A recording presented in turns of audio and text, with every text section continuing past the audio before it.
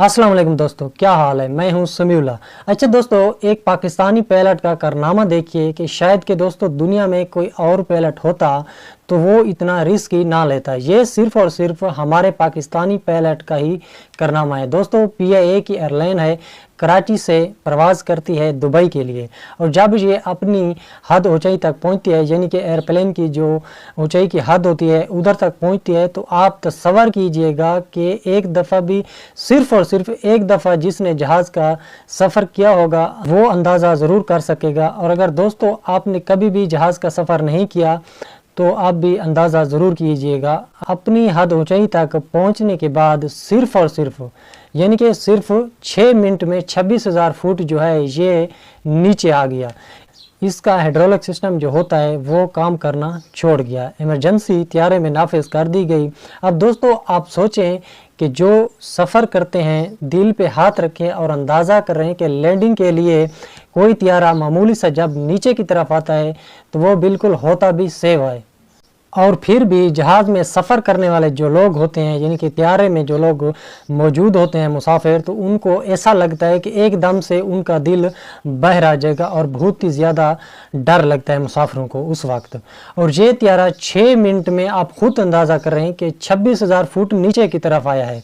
आप खुद सोचें कि इसकी स्पीड क्या होगी और उन लोगों का जो अंदर सवार थे, मुसाफिर थे, उनका आलम क्या होगा। अच्छा दोस्तों, आप पायलट की माशाल्लाह से आप काबिलियत देखें कि उसने मस्कत में कंट्रोल रूम से रब्ता किया। उसके बाद आप सोचें कि 26,000 फुट नीचे आने के बाद इंतहाई निचले दर्जे पे, यानी कि ज़मीन से कोई बहुत ज़्यादा ऊपर नहीं बल्कि निचले दर्जे पे प्रवास करके ये पायलट 1 घंटा मुसलसल निचले दर्जे पे प्रवास करके आखिरकार दुबई एयरपोर्ट पर त्यारे को मुसाफिरों समेत ले ही गया। इसने ये कारनामा सर अंजाम दिया और PIA के जहाज़ को भी बचा लिया।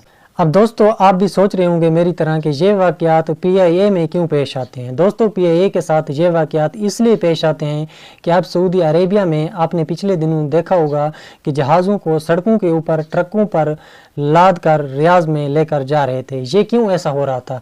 वो इसलिए हो रहा था कि जब 2017 के ख़राब जहाज़ थे, अब 2017 से लेकर 2024 में 7 साल का फ़र्क है। 7 साल का यानी कि इसमें फ़र्क है। दोस्तों हमारे यहाँ तो 50 साल पुरानी गाड़ियाँ भी चलती हैं, जहाज़ भी चलते हैं। 7 साल पुराने जहाज़ भी उन्होंने कूड़े में नहीं फेंके। उनको क्या किया कि अब वो इस्तेमाल करने ले आए हैं। होटल बनाएंगे इनके अंदर अच्छी जगहों पर खड़ा करके, लेकिन वो स्टिल फ्लाइएबल जहाज़ थे, क्योंकि इंटरनेशनल कवानीन कहता है कि ऐसा नहीं होता। आप PIA के जहाज़ों के पहले मियार तो देखें कि कितने अप टू डेट हैं।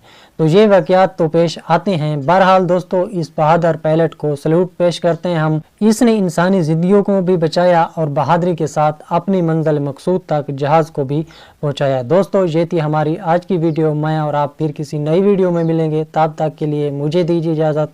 अपना ढेर सारा ख्याल रखिएगा। अल्लाह हाफिज़।